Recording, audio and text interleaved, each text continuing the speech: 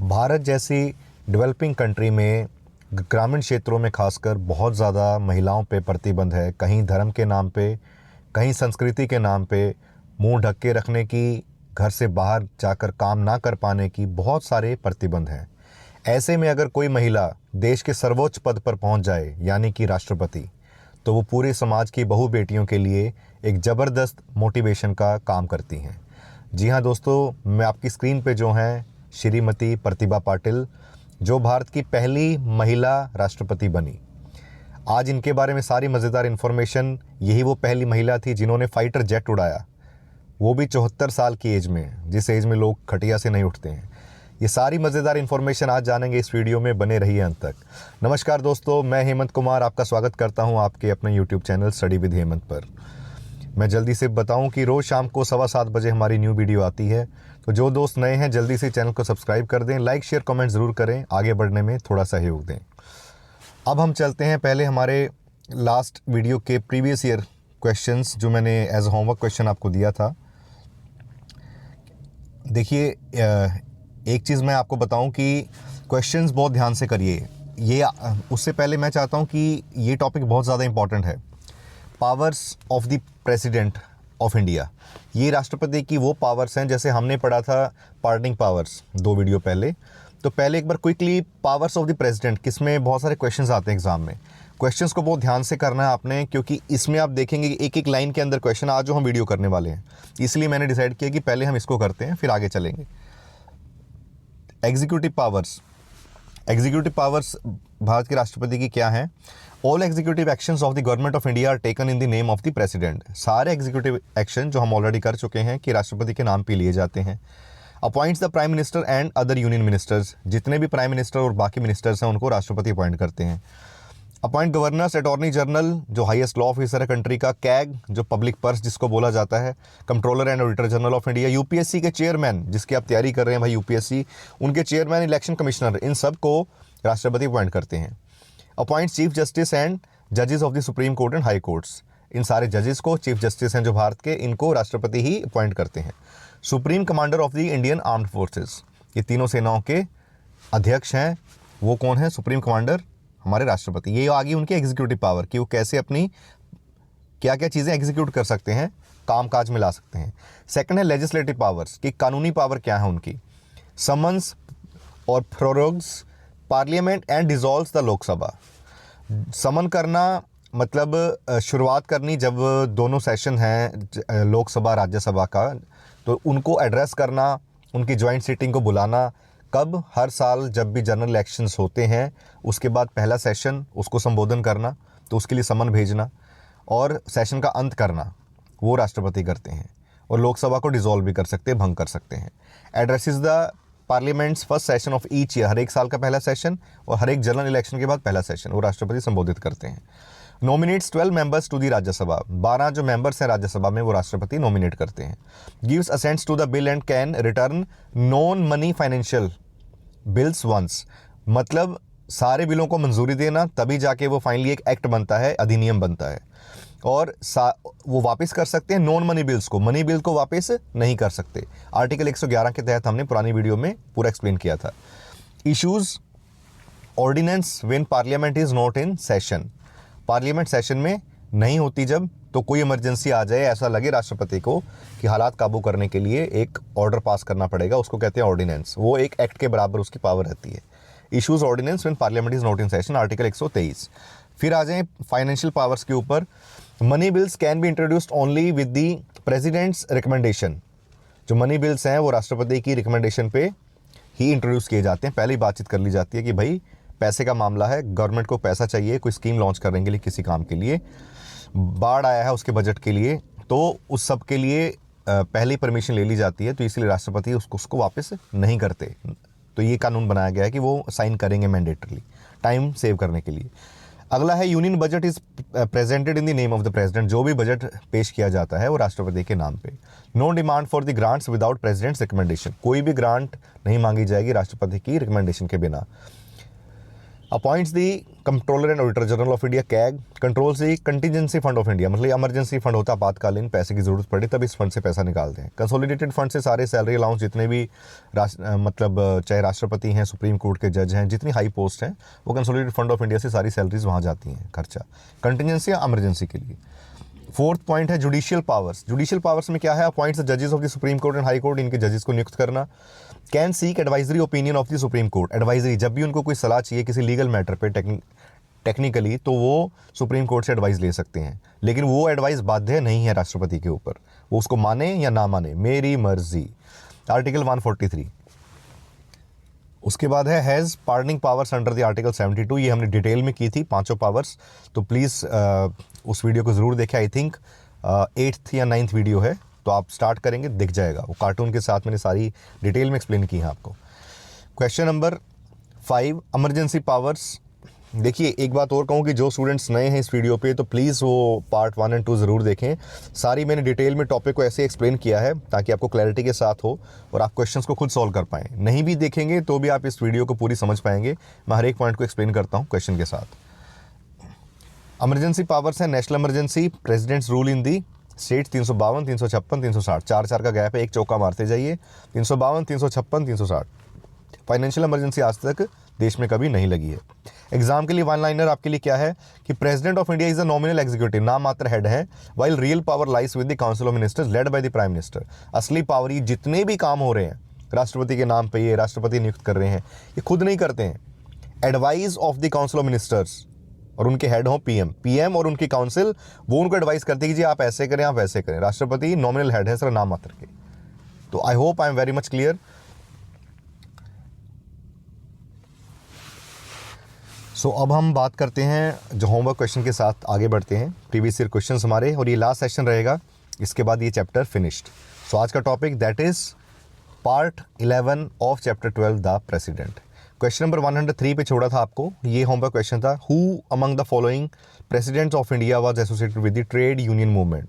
जो trade union movements थी, मतलब यूनियंस बनी थी ट्रेड्स के रिगार्डिंग, तो उनके भी प्रेसिडेंट रहे हैं, उनसे एसोसिएटेड रहे हैं, वो कौन रहे हैं?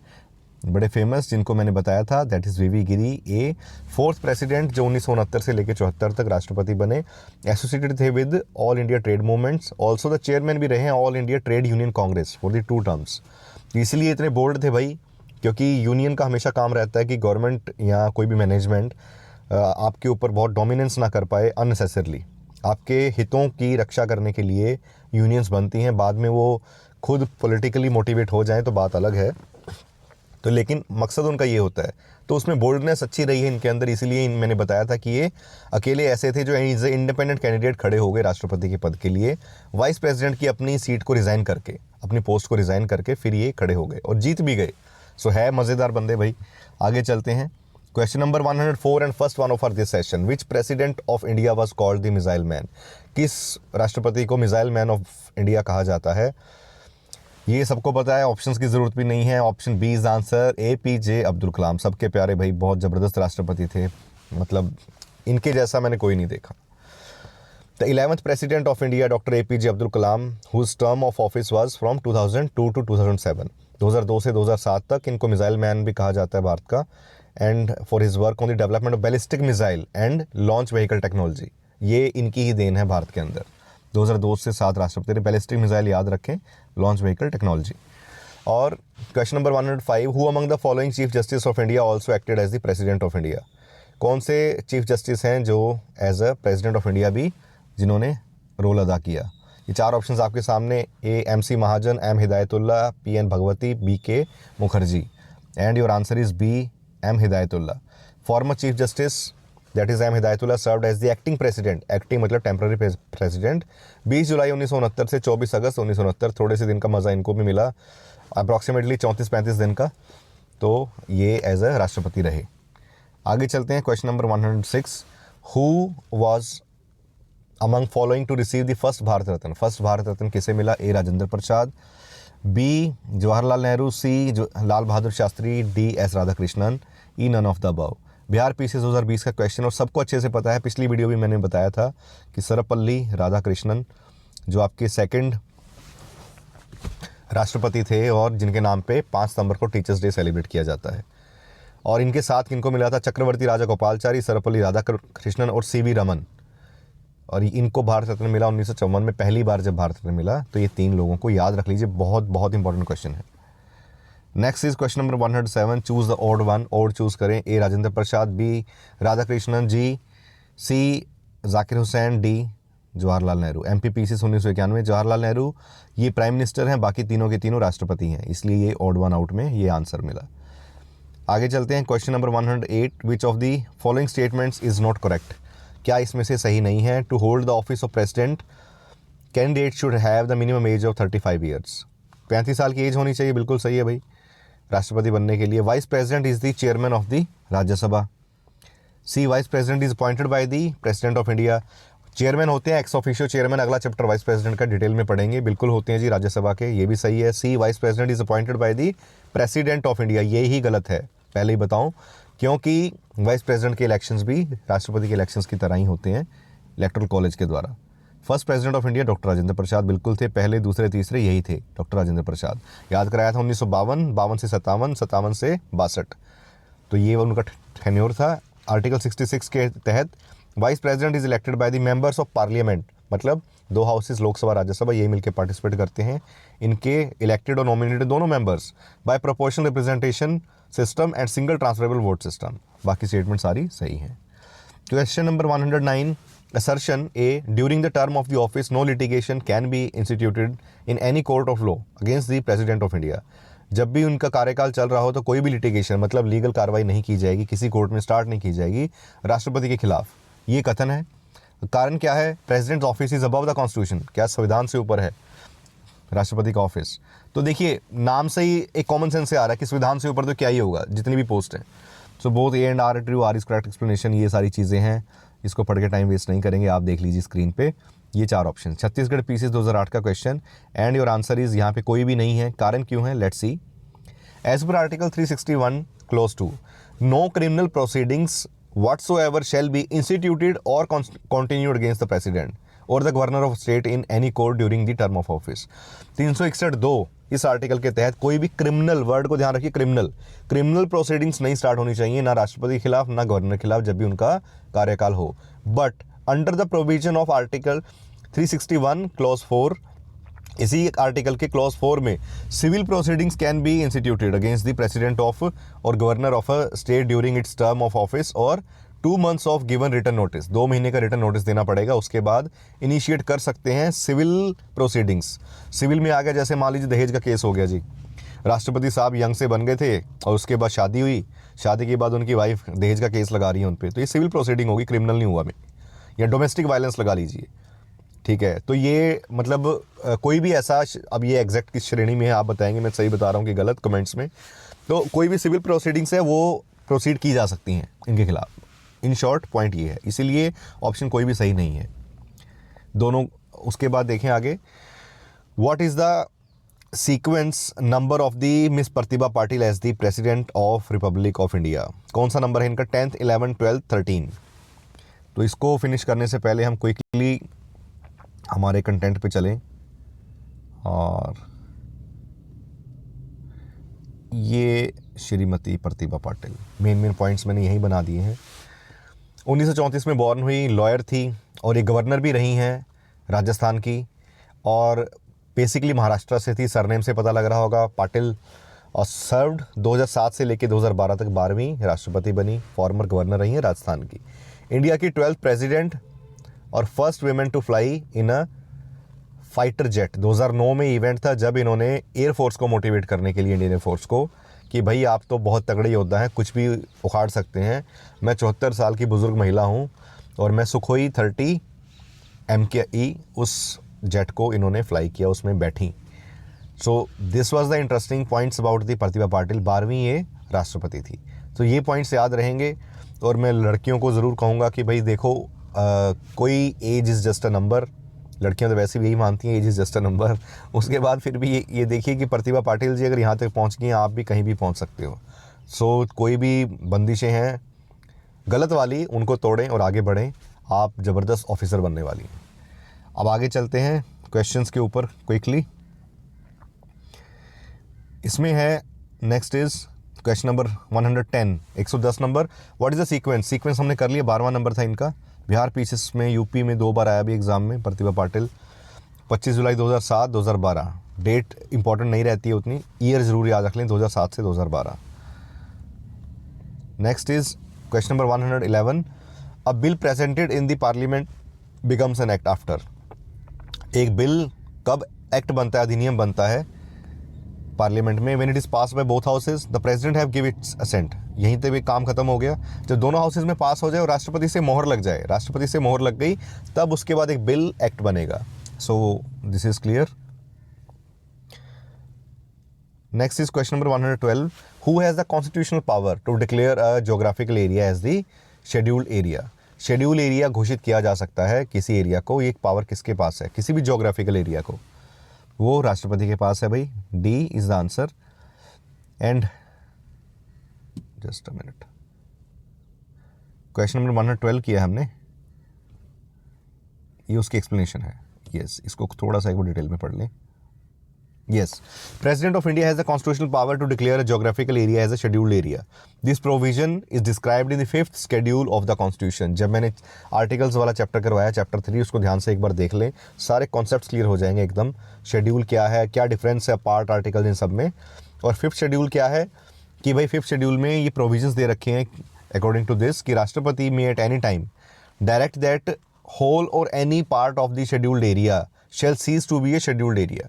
अगर वो अपने किसी ऑर्डर के द्वारा किसी स्पेसिफाइड एरिया को घोषित कर सकते हैं कि आज से शेड्यूल्ड एरिया नहीं रहेगा। शेड्यूल्ड एरिया की उसके ऊपर कोई स्पेशल प्रावधान होते हैं, आप परमिशन के बिना वहाँ एंटर नहीं कर पाएंगे, लिमिटेड एक्टिविटीज़ कर पाएंगे, कि उसकी संरक्षण के लिए स्पेशली ट्राइबल एरियाज़ हैं उनको शेड्यूल्ड एरिया घोषित किया जाता है, ताकि उस जनजाति का जो जीवन है, उनकी कल्चर हैं, उनके कस्टम्स हैं, वो डिस्टर्ब ना हो, तो उसको कंटिन्यू कर पाएँ। भारत की वो भी धरोहर है भाई, वो भी भारत का हिस्सा है, तो वो मेंटेन रहे।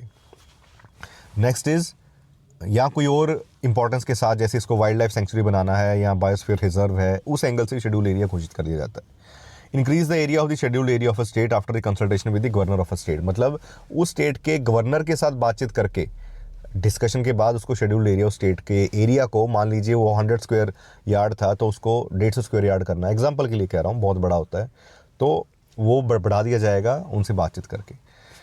ऑल्टर, थर्ड क्या है? Alter but only by the way of rectification of boundaries. उसको बदलना, लेकिन उससे उस स्टेट्स की रेटिफिकेशन बाउंड्रीज के लिए वो सब चाहिए। फोर्थ है on any alteration of the boundary of the state और एडमिशन इनटू द यूनियन, या यूनियन में ऐड करना सेंटर में, स्टेट की बाउंड्रीज को बदलना। और establishment of a new state, declare any territory not previously included in any state. कोई नई टेरिटरी को शेड्यूल्ड एरिया डिक्लेयर करना, तो ये सारा कुछ भी राष्ट्रपति कर सकते हैं। Question number 113। Which of the following is discretionary power of the president of India? Discretionary power मतलब वो अपनी मर्जी से जो फैसला ले सकें अपनी समझ के मुताबिक। 1 to appoint the prime minister to the leader of the majority party, ठीक है, किसी मेजोरिटी पार्टी के हेड को एज अ पीएम अपॉइंट करना। बी जो 2 है that is to summon the president the parliament, parliament को समन भेजना। 3 to return a bill to the parliament with objections के साथ बिल को वापस भेजना। और 4 to appoint the members of the council of ministers, members appoint करने council ministers के पीएम के एडवाइस पे, तो ये डिस्क्रिशनरी नहीं हुई, पीएम की एडवाइस चलती है इस पे। 5th हो गया to assent the bill referred by the governor, जो गवर्नर ने बिल रेफर किए वो भी भाई सहमति से काम होता है, कि जब काउंसिल मिनिस्टर एडवाइस देती है कि जी हाँ जी हाँ कर दो ना कर दो, उस हिसाब से होता है। टू डिटेन अ बिल, एक बिल को डिटेन करके रखना, जैसे पॉकेट बिटो मैंने बताई थी कि जेब में डाल लेना, ठीक है, अनिश्चित काल के लिए, ना उसको हाँ करनी ना करनी, रिजेक्ट नहीं करना, पास भी नहीं करना। 7th है to ask the prime minister for such information related to any advice, prime minister से इन्फॉर्मेशन लेनी, ऐसी किसी भी एडवाइस चाहिए उनको किसी मसले के ऊपर। 8th है टू से council ministers for the reconsideration on any advice, कोई भी सलाह दी है काउंसिल मिनिस्टर ने तो उनको काउंसिल मिनिस्टर्स को दोबारा कहना कि आप इसको रिकंसिडर करें, पुनर्विचार करें इस एडवाइस के बारे में। छत्तीसगढ़ पीसी 2017 का क्वेश्चन एंड आंसर इज ई क्या है? 3, 7, 3, 6, 7, 8। 7 और 8 तो ये हो गए कि राष्ट्रपति से, ये प्राइम मिनिस्टर से एडवाइस लेनी, भाई ये वो डिसाइड कर रहे हैं कि मैंने एडवाइस लेनी कि नहीं लेनी, हो गया एक, ठीक है। उसके बाद था 6, 7, 8, तो ये देखिए 6 था टू डिटेन अ बिल, मैंने बताया कि बिल को डिटेन करके रखना अपने पास, उनकी मर्जी है, ठीक है। 6, 7, 8 और प्राइम मिनिस्टर से एडवाइस लेनी, यहाँ काउंसिल ऑफ मिनिस्टर्स को बोला, काउंसिल मिनिस्टर ने तो अपना काम कर दिया जी, इस पर हमने ये रिकमेंड किया है, इस पर आप साइन कीजिए। अब वो उनकी मर्जी है, अपनी डिस्क्रिप्शन है कि भाई मुझे ठीक नहीं लग रहा, आप इसको पुनर्विचार करें, रिकन्सिडर करें, तो उनकी डिस्क्रिप्शनरी पावर हो गई। तो 3 तो ये हो गई, और एक थी third one, that is to return a bill to the parliament with objections. उनको बिल भेजा गया था कि आप इस पर साइन करें, मोहर लगाएं, कानून बना दें। उन्होंने कहा नहीं, मुझे ऑब्जेक्शंस हैं, ये ऑब्जेक्शंस लिख के मैं आपको वापस दे रहा हूँ, इनको दोबारा पुनर्विचार करें। सो ये चारों होगी उनकी डिस्क्रिप्शनरी। अब लॉजिकली भी देखेंगे, जिसमें राष्ट्रपति को किसी से ना पूछना पड़े, अपने हिसाब से करना पड़े, वो डिस्क्रिप्शनरी पावर हो गई। तो इन 8 के अंदर ये 4 डिस्क्रिप्शनरी पावर में आती हैं। I hope I am very much clear. अब दोस्तों आगे चलते हैं। Question number 114, which of the following is the legislative power of the president according to the constitution. Legislative power कौन सी है जी, उसके बारे में भी देख लेते हैं फटाफट। Legislative power to summon the session of a parliament, एक पार्लियामेंट के सेशन को समन करना, ये हमने सारी अभी पढ़ के हटे हो आप, अब आप आंसर देंगे। To prorogate the session of parliament, to adjourn the meeting of parliament, to promulgate ordinance, legislative power. अध्यादेश जारी करना भाई लेजिस्लेटिव, कानून के मुताबिक, कि वो एक एक्ट के बराबर, जैसे कानून बनता है, जब एक ऑर्डिनेंस जारी होता है वो एक एक्ट के बराबर काम करता है। ऑर्डिनेंस जब भी जारी होता है ऐसी इमरजेंसी में, और जब पार्लियामेंट सेशन में नहीं है, जब पार्लियामेंट सेशन में आ जाएगी, उनके आते ही 6 हफ्ते के अंदर अंदर, 6 वीक्स के अंदर, रीअसेंबली के, पार्लियामेंट जब रीअसेंबल होगी उसके 6 वीक्स के अंदर वो पास हो जाना चाहिए ordinance. The power of promulgate ordinance is this legislative power, article 1 to 3 के अंदर।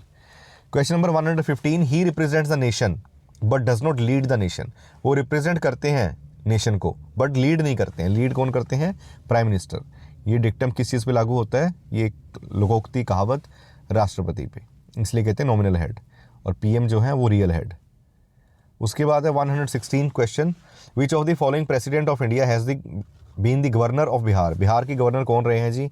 ए Rajendra Prasad, B S D. Sharma, D C Zakir Hussain ji, D V Giri. UP PCS का क्वेश्चन था, C is answer. Doctor Zakir Hussain Bihar के गवर्नर रहे हैं फ्रॉम 6 जुलाई टू 1957।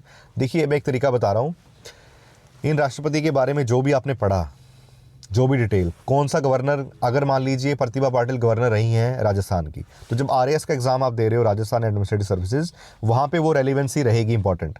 यूपीएससी में, सेंट्रल एग्जाम में बहुत कम चांसेस हैं कि कौन सा राष्ट्रपति किस बिहार का मतलब गवर्नर रहा। बिहार पीसीएस में जब आएगा तब ये वेरी मच पॉसिबल कि पूछ लें कि जी कौन से ऐसे राष्ट्रपति हैं जो हमारी स्टेट के, बिहार के गवर्नर भी रह चुके हैं, वहाँ उसकी रेलिवेंसी होगी। मेरी इन छोटी छोटी टिप्स को बहुत ध्यान से देखिए, बहुत काम आएंगे आपके। एंड तो वाइस प्रेसिडेंट थे जो 13 मई 1962 से लेकर 1968 तक, ये 5 साल। And the office of president फिर 67 to 69, ये जाकिर हुसैन 5 साल पहले गवर्नर, फिर 2 साल टिल डेथ वो रहे राष्ट्रपति। Rashtrapati Bhavan was designed by, this is your last question, Rashtrapati Bhavan भाई किसने बनाया? A Edward Stone and Le Corbusier, Edward Lutyens, Tarun Dutt. C is the answer, Edward Lutyens. British architect थे एडवर्ड ल्यूटियंस। पहले 1947 तक इस राष्ट्रपति भवन को क्या कहा जाता था? That is viceroy house. So दोस्तों ये था हमारा राष्ट्रपति का चैप्टर जो फिनिश हुआ। अब शॉर्ट डालूंगा, इसमें रेफरेंस दे दूंगा बना के कि उसकी ट्रिक क्या है पूरे राष्ट्रपति की लिस्ट को याद करने के लिए। सो दोस्तों सच में इन्फॉर्मेशन काम की लगी, सेशन अच्छा लगा तो प्लीज़ दोस्तों से ज़रूर बांटें, चैनल को थोड़ा आगे बढ़ने में सपोर्ट करें यार। Thanks for watching, stay tuned for the next video.